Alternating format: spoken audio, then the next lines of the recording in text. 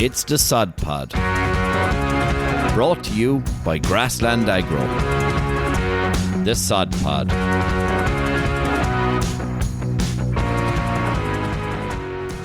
Hello, and welcome to the Sod Pod. In the last episode, we were joined by Niall Laffin of Kingstown Farm. We talked sunflowers, pumpkins, and multi-species swords. If you haven't heard it, I'd advise you to go back and have a listen. And in this episode, backed by popular demand, the housewife's favourite, Sean McMahon. Welcome, Sean. Well, Sean, congratulations. Congrats, Shawnee. Fair play to you. And congrats to Bronagh as well. Means a lot. So, Shawnee, will you explain to us why you ended up leaving the Sod Pod and what happened you in that period of time? A few things happened. You see, you mentioned leaving there. It was leaving / kicked out. I think that's justifiably a fair statement. Yeah, so basically, James, I have taken up a new role within Grassland, and I'm now managing a team over in the West. So I always love the West of Ireland, especially the commute and all that, and been in Clare a couple of times too. But so look, at managing reps in Clare, Galway, Mayo, Sligo and Leitrim, so loving it so far. Brilliant. What reps are you over now? So Aoife Quinn, Liam O'Donnell, Seamus Daly, Tom Lillis and Gordon Grant. Some expertise there, in fairness. Great outfit. Yeah. You're very lucky to get them. They're very lucky to get you too, Shawnee. The delayed pause there was fantastic. Someone had to say it. There was some crack putting him out of the WhatsApp group, Jim. That was great. I left. He did. He left himself. Thank God. The moment that it was announced that he was moving into a different role, I put straight into the WhatsApp group, can't wait to throw him out or something like that. And he was on guard for ages to leave on his own terms. Wasn't that right, Shawnee? And Sean, tell us this also. Rumour has it that it wasn't a demotion or a promotion. It was more of an internal direct line transfer, we'll call it. But is it true that you left because of a choice you made in your personal life and you didn't want to hear the abuse and slagging from the boys? That would be incorrect. No, look, at the lads, as you well know, James, was giving me a lot of hardship with getting engaged and all that sort of stuff. And they had been plaguing me. And then there come a point where they stopped. And then just how it happened, that's whenever I had planned to do it, I said nothing, kept my mouth shut. And then Davey texted me one Saturday morning and he took it awful bad. They've took it awful bad. I don't think they've forgiven me. Davey definitely hasn't forgiven me. I don't know about John, but there's actually a friend of mine, Tyke Walsh, and I'll give him a shout out now. I know he listens to the Sod Pod, but he got onto me there one evening, and this was 3-4 weeks after you got engaged. And he texted me and said, "Did Sean McMahon get engaged?" And I was like, no way. Not a hope. He couldn't have. Like, I surely would have heard about it. Like, you know, myself and John and James and Shawnee would be close enough. Like, you know, Jesus, surely he would have said something. And Tyg was telling me that he was they have a group chat in college, the group or something, and someone sent in the group chat that Sean McMahon got engaged, but Tyg was drinking the same evening and same night, and he was, I suppose, maybe unaware of what was going on, but he sent in congratulations anyway, Shawnee, not knowing what he was saying congratulations to, and it came up only a few weeks later, so he got on to me, but geez, no, fair play. And actually, Shawnee, you said since that when Will Keane would have been an ATC in Wicklow, you told me there one day that you would have hated to got engaged, because Will Keane got engaged around the same time he went into a DR role, the same as yourself, and you done the exact same thing, and you told me there before that you would have hated that situation. Do you want to tell the story of the fateful day? No. I think that's enough of No, just go back there. Let's be honest, and fair play to Bronagh, and thank God she said yes. I'm sure that was a bit stressful. That would have been the best. I'm presuming that would have been hilarious. Listen, James, these lads can't slag me too much because they have it all in front of them. So definitely. Some pressure now. But I'm presuming, as a proud Monaghan man, you were maybe up around Crossmaglen when you went down on bended knee. Is that true, or where did you go? No, it was actually over in London. Oh, more. We weren't aware, see. Yeah, I think the important business today is to plan the stag, and we're going to use the context of agriculture to talk about maybe where we're going to go on Sean's stag party, but like when we cast the die further afield and maybe look to what we could learn from some other countries as well, because sometimes we get very caught up with what's going on in Ireland, and you often hear people when they come back from New Zealand, the experience that they talk about, a lot of our agronomists have spent time over there, and Dave, you have as well. Like, but there's definitely a lot we can learn from other countries in relation to, you know, the challenges we're facing now. Water quality featured very prominently there recently. What was the key thing that you brought home from New Zealand after your time over there, Dave?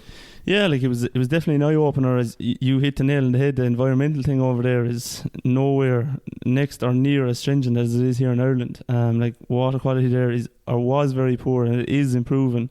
I suppose at the moment, like we actually mentioned it there before we came on. Like silage pits been I suppose rolled within fields. Even they do these lines of bales, so they wrap them in a row and they just leave them on the side of a field. But like they're unbelievable managers of grass, savage altogether. Yeah. The utilisation they have of grass is savage. But I suppose especially in the plains and in Canterbury, it's very free draining soils, and I suppose there is a lot of issues there with leaching and whatnot, going down to water quality. But like, I suppose it really puts into focus how lucky we are here in Ireland with our climate. Like they're very extremes over there. So in the winter it gets very cold, a lot of frost.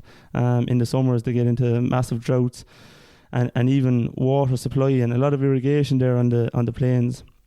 That's a massive cost to the system. It's very similar in a way because they have a grass-based system, but like even just inheriting a farm over there, like you're essentially, if I was to inherit a farm in New Zealand off my parents, I'd actually have to buy it off them. You know, so it's a very different system. Like, so you're always in a bit of debt and that, you know. And there isn't the same attachment to the family farm as you say, Dave. Like, no, when you're called on, you go home. And if they'd set up their farm and move 5 kilometers down the road, if there was a better opportunity, like, you know, it's not like, you know, the same connection maybe. The mentality is not there. Yeah. But it's a very simple system, and I absolutely love the system over there because like there was 1,000 cows on the farm I was on, so 3 herds of 330 cows essentially. It was very simple. You know, you milk the cows. It was just dairy cows on the platform. Grassland management was so simple. There was 5 staff there. You knew when you started, you knew when you finished. Look, it was very easy. Even around nutrient management, that it was down to fine details. You know, you manage your P's and K's at certain times a year, kind of front loading them, and then you go at your nitrogen. Like even the systems they have for spreading fertilizer over there, it's I suppose way ahead of what we are here in Ireland. Some of the jargon and terminology, I suppose, that you'd hear from New Zealand, like is capital fertilizer, which is your big applications of phosphorus early on. And I'd say this year we're probably next year's season we're heading into the same thing where, like, you're going to be looking at, it's going to be urea season. Obviously, at the moment, the technology isn't there to put in a urease inhibitor.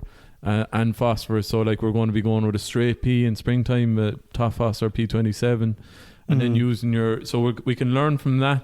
And the other thing, maybe because I know in New Zealand they have cottoned on to the dirty dairy image that's been there and the decline in water quality, is probably plantain is something that's shown a lot of promise. And you've probably seen plantain below in Moore Park as well, Shawnee, and you know, it has probably a role to play going forward for its overwinter growth. Yeah, 100%, John. And look, I've only really seen it in the past couple of years, and maybe seen it on farms whenever we were at walks or that, but never really passed much remarks to it. Whenever I started really focusing in on multi-species and red clover was whenever we got drenched that day out in the field in St. Malo. And we'll never got to shiver up my spine there, Shawnee, talking about it. But look, I think each country can learn from each other. You mentioned New Zealand. There's a lot of very, very good dairy farmers in Ireland that have a New Zealand model or a New Zealand animal. From us young people in the agricultural industry, it's good for us to try and, like, I haven't got too many countries specifically for agriculture. I'm well travelled, but I haven't got to a lot of countries looking at agriculture. But I would love to see what's coming down the line. Look, take for example the Netherlands. You know, water quality. That's something that's very topical at the minute. What can we do, or what can we learn to try and influence farmers to, I suppose, relieve or reduce the pressure points that's coming at us down the line? So we're going to dress up going to Amsterdam for your stag as going on an agricultural tour to the Netherlands, Shawnee, is basically what you're trying to say to get around Bronagh to explain that one. I didn't say that. You didn't say that. No, I think you're dead right. Like, I think we've seen the best of it there. Obviously, there's a lot of work going on in Plantain in Moore Park based on, you know, what they've seen in New Zealand. It has better overwinter growth there. Chatting to Kieran Hearn as well, Dave, and it has a lot of advantages. You know, the thing about it being a diuretic is probably to dilute the nitrogen loading so that the cows will urinate more. Yeah. But and a big positive that obviously more overwinter growth, you're going to essentially suck more nitrogen out of the ground, so that's been utilised, so less leaching. So that's all positive. But one thing you mentioned there a minute ago, John, was front loading that phosphorus, and here we go, Tyrone now, Dr. and backloading the potash. Jesus, am I wrong? He's gone into potash now. He's after getting a cold sweat. Might focus on potash here now, but like, it's not a bad thing, John. It makes sense anyways agronomically, Dave, doesn't it? It does so much sense, like, because there's a lot of P's and K's been wasted because they're just been drip fed, and you can't build soil fertility by drip feeding. You need to front load that phosphorus and back load that potash. Just even ground conditions at the moment I would say are not suitable now for potash. Like, it's going to be very vulnerable. So yeah, I would say unless ground conditions get better now in the next 2 or 3 weeks, I think the ship has sailed on the potash. Yeah, to be honest, you wouldn't know, Dave. Depends. Like, we probably always think about ground conditions from home. Like, yeah, true. You know, no, true. Yeah. But like in the east of the country, like, if the biggest difference I found between the West of Ireland and everywhere else is that when it gets wet at home, it stays wet. But if they can get a few dry days together over in the east, it generally tends to dry out, like, you know, and you do have options. So maybe the lime and the potash story ship hasn't fully sailed, depending on where you are. But not, definitely at home, like, so you wouldn't put a fox out of a hen house. No. I think it's very important though that if for the farmers that didn't get out this year, just to put it in the diary, or, you know, put it on the to-do list for 2023, you know, because we know how much crops are coming off silage ground. It's generally silage ground is lacking most in K, you know, so just to get the slurry tested next year, and even Shawnee, all that slurry that was robbed from the silage ground in spring 2022 because nitrogen was so expensive and it went out around, and even JD Douglas was on to me for the grassland to do a couple of words on soil sampling, and it's probably paramount to get the soil samples done and then make a little plan, because I'd be certain that we will get a break, or we will get ground conditions between now and Christmas in, you know, the eastern side of the country that you could get out with a share lime, or you could get out potash. 100%, yeah, definitely.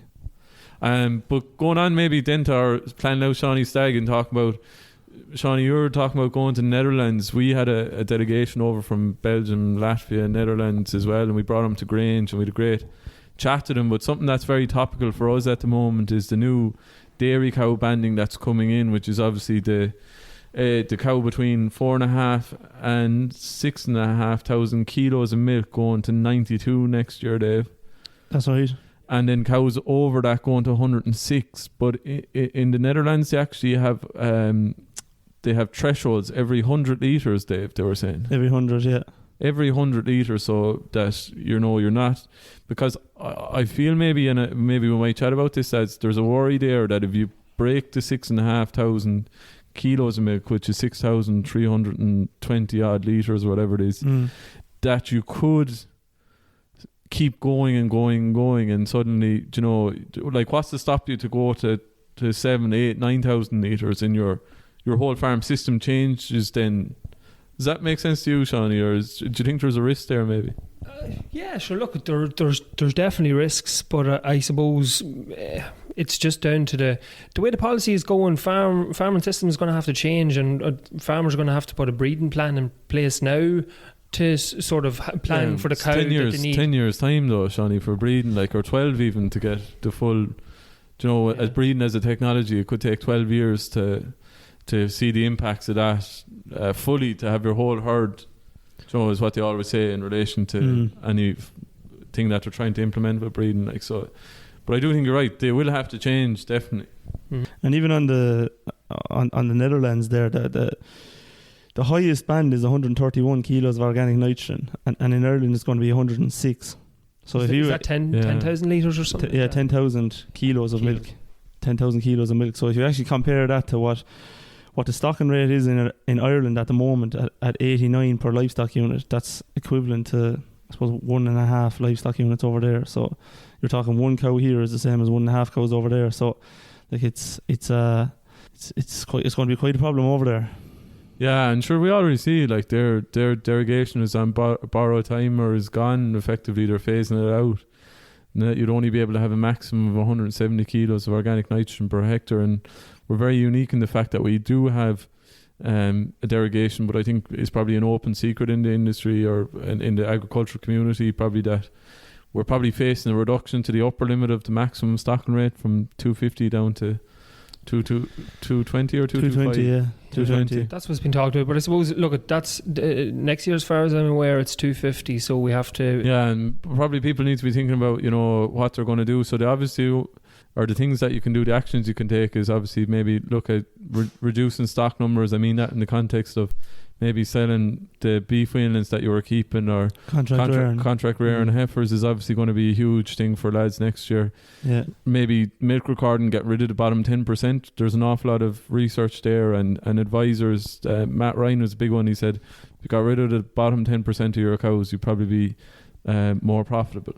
You know, so milk record and using the information, very important. And then the other one is taking more land as well, but like the land market for leased land in the intensive dairy regions, it's an easy thing to say, but in reality it's not going to be easily done. There's going to be some demand on land, because if you take the 8,000 farmers that are in derogation at the moment, that potentially will have to take on land to maybe stay under the maximum limit, or maybe stay under the 170, and then there's 5,000 farmers that are exporting slurry to stay out of derogation. So that's a big pool of farmers that could potentially be land hungry.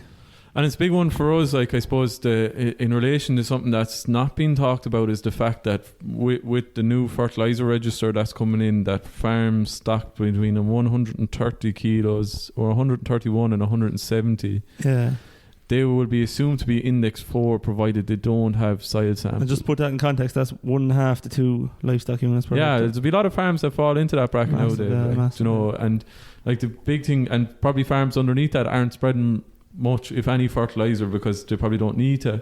So I suppose the message from us here today is that there's going to be a massive demand for soil sampling, and it's going to be very important to be proactive, and all our team are out there soil sampling at the moment. I was chatting to Jack Hennessy and Seamus Daly today and Eugene Ryan, and they're all out in Ileskin soil sampling. So like there is going to be a huge demand. The labs are going to be busy as well.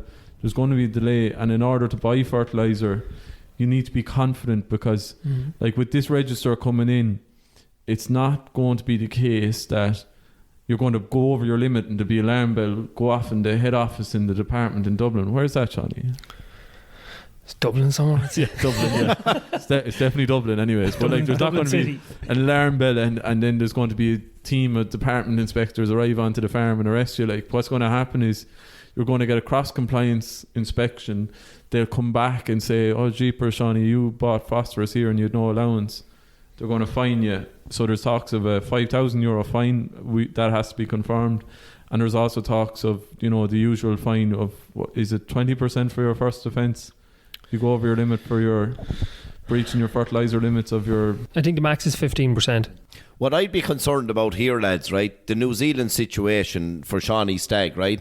But that's 3 weeks of the life gone. You'll have a job to sign off on that one, but it could be interesting. The Netherlands one, you could do that over a weekend.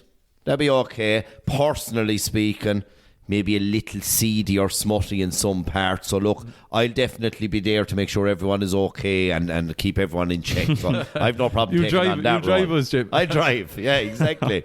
Is there any other areas in the world that might be a make this list? Just before we go in there, can I actually give the brother Ian and his fiancée Kira a shout out? I was talking about New Zealand, and they're over there. They went over there in September, so they're in Christchurch at the moment. So how are you going? Ian, come on the Stag with us if we go to New Zealand. I will, of course. Yeah. Canada is one spot, like, I suppose from a work point of view, that I'd love to go to, just to see what the systems are like. But I'd also love, John, your brothers out in Kenya, is it? Kenya, yeah. I'd love to do something like that, just to go out and see. I think it's amazing the work that he's doing out there, and just to go out and see the importance of the soil and growing the crops, like, and how we need to look after. Yeah. Oh, it'll be some eye openers, Sonny. Like, he's over there. He's doing a master's.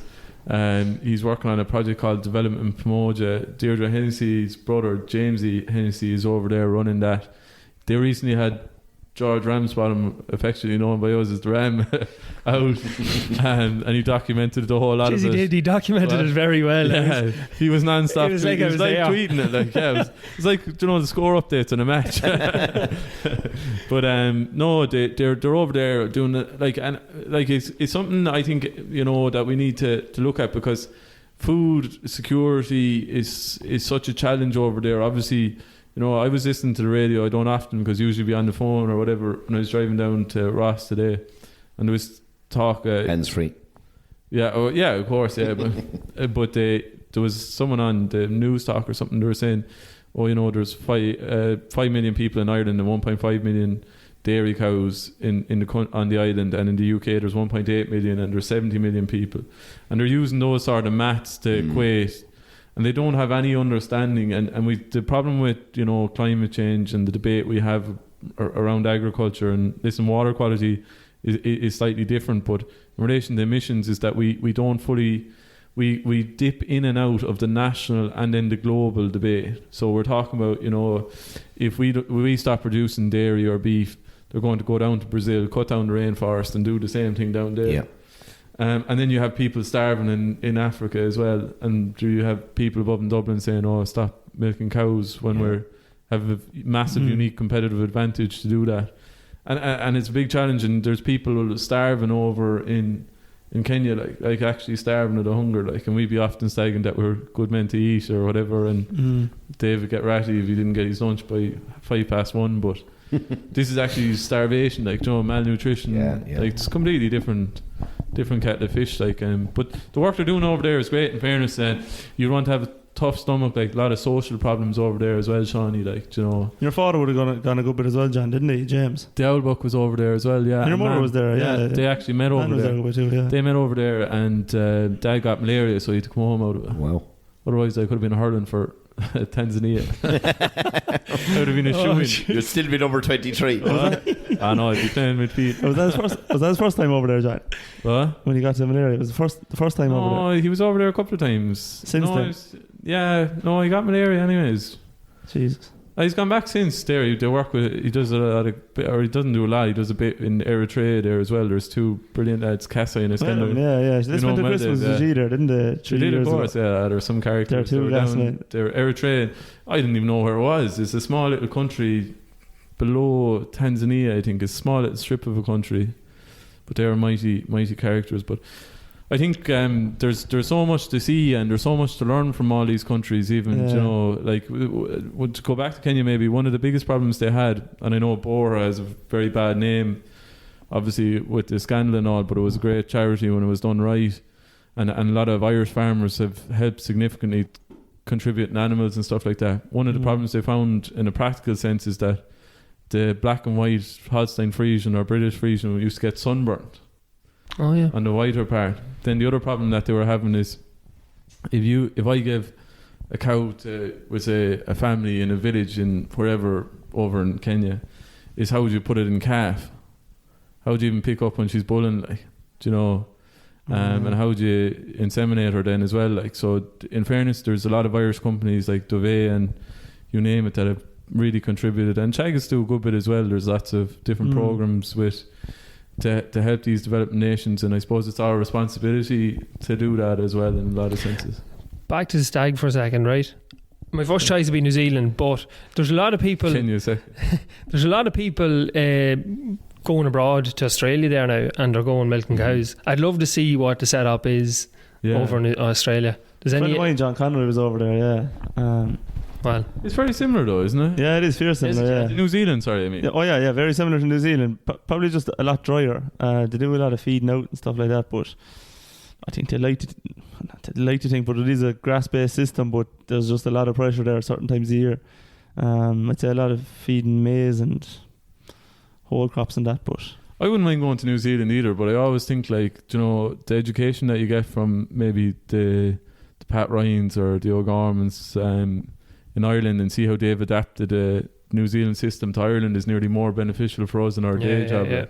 Because, like, you know, they tried to do some of it in the green fields, like, which is a brilliant project, like, but they made a balls of some of it as well, like, you know, like the feeling since they've gone in there, put up a brilliant cubicle shed, and you know, the pads, like, didn't really work, the lagoons don't really work, you know, you need to have better facilities in Ireland. We get harsher weather, because you were talking about it being dry and cool. There's 2 different islands in New Zealand, which I wasn't fully aware of until recently, and like the weather extremes are massive between the 2 of them. Like, probably the North Island is a lot more similar to what it is here in Ireland. But it'd be milder winters as well, Dave. Like. Oh yeah, and they wouldn't have any irrigation up there, maybe a small bit, but very little. Yeah, it'd be harmless enough. Like. Yeah, even on the west coast of New Zealand as well. I went over to Hokitika there for a weekend.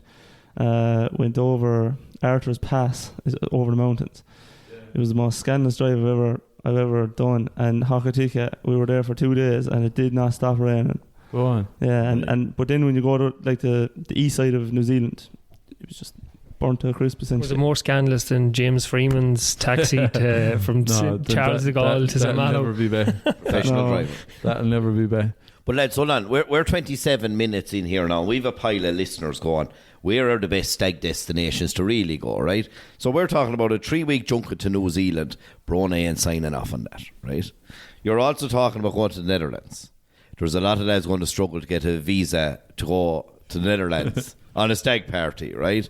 But I'm just thinking, I've been on a lot of stag parties. I'm not that old, but I've been on a lot of stag parties. I know what you're going to say. And I've been in places like Limerick and Dingle and Thurles and Killarney and Swansea, Carrick-on-Shannon, Dublin, New York, Killarney and Garrykennedy. These are some of the great destinations for stag parties up and down the country. But my top 3 stag party destinations, because this is really what the listener wants, would be Killarney. I knew Killarney was number 1. Carrick-on-Shannon and Garrykennedy.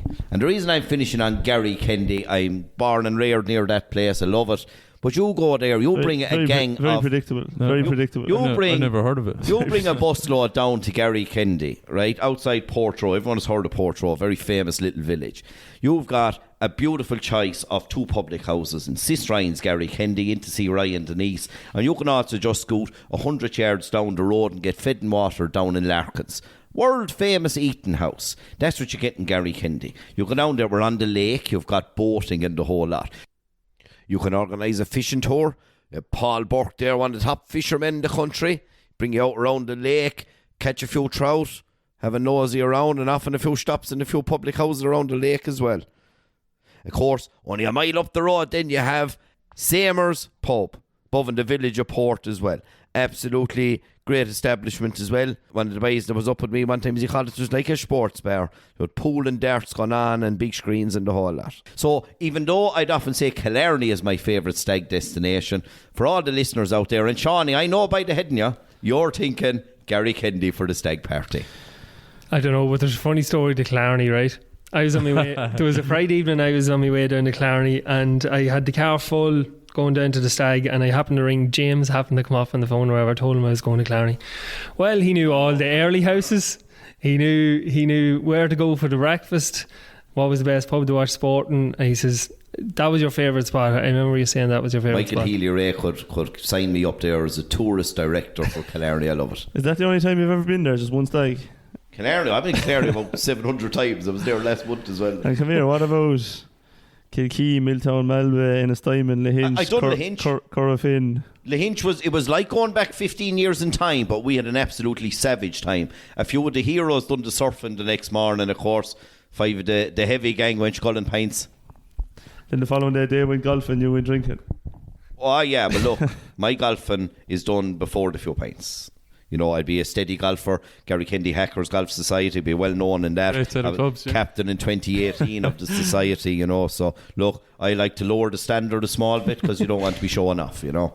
John, you used my clubs recently. I did, thanks Jim, yeah. How did that go for you? That was a disaster, yeah. We went down golfing in Mount Juliet for some fertiliser manufacturer. You said they were timber clubs, Jack, no. Well, no, that was Pam's father's famous. They were like something from the 1920s, but James kindly offered to give me his clubs. He said they were left-handed. I said no bother. You not bothered him. I'm right-handed. It was a really good thing though, because everyone felt sorry for me. In the McDonald gave an exhibition altogether. Oh, gee. Enders our headed commodity, yeah. He was disgraced. I wonder, could we put that video up on social media with this? I'd say we'll have to after you said that anyways. But yeah, we went down anyways.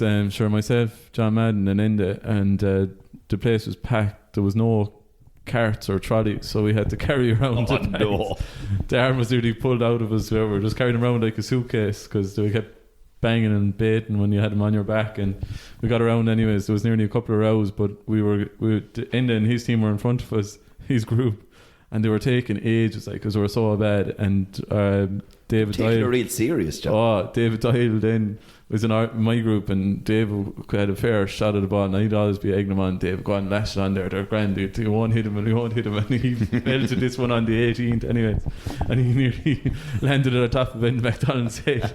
That's a big target. He just snapped then, he turned around, and in the 18th of Mount Juliet, I say this now, this is my first time ever golfing, but the 18th of Mount Juliet, there's a pond or a lake beside it, and to turn around, march back and bait his ball into the lake. Mount Juliet of all places to let Egypt out. Home and Irish Open, yeah. But so to finish up, right, so Stag plays abroad and in Ireland. James, you start abroad. Where would you go? New York. Home. Killarney or Garrykennedy. Davey. Jesus, come back to me there in a second, Johnny. John. Ennis.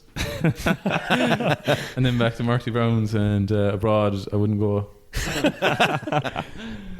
I would go abroad. Where would I go abroad? I was in New York there last week. I'd go back to New York, and the best stag I was at was probably in Galway.